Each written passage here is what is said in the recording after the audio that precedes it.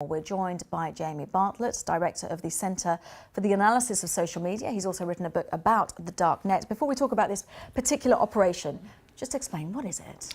Well, the dark net is like a separate part of the internet, which you need a particular type of web browser to access. You can't get there with your normal ones, Chrome and Google and the rest of it. So you use a browser called Tor.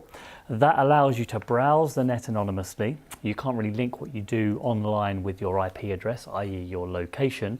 And that's also the way that you access these other sites, these sites where pretty much anything goes. It's sort of an anonymous world where it's very hard to know who's there. It's very hard to know where the websites are that are in this part of the internet.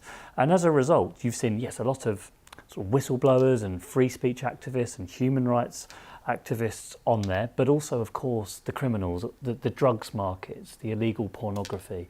So it's a sort of, if there is a wild west of the internet, that's really where it is. So going on it isn't illegal, it's just what is happening on it, where the transactions, the certain things that you can buy on it is. I know that you've actually been on it.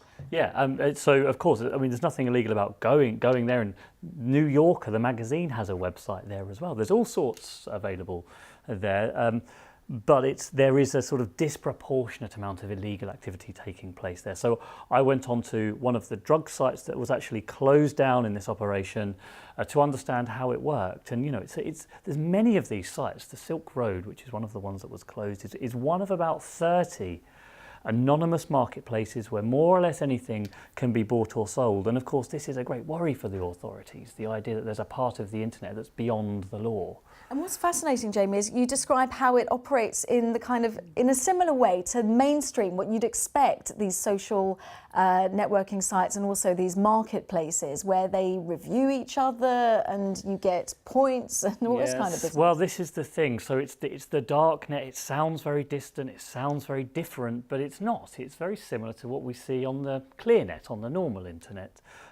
The marketplaces that operate there, they're just like eBay or Amazon. You have user reviews, you have customer feedback, you have an incredible range of choices.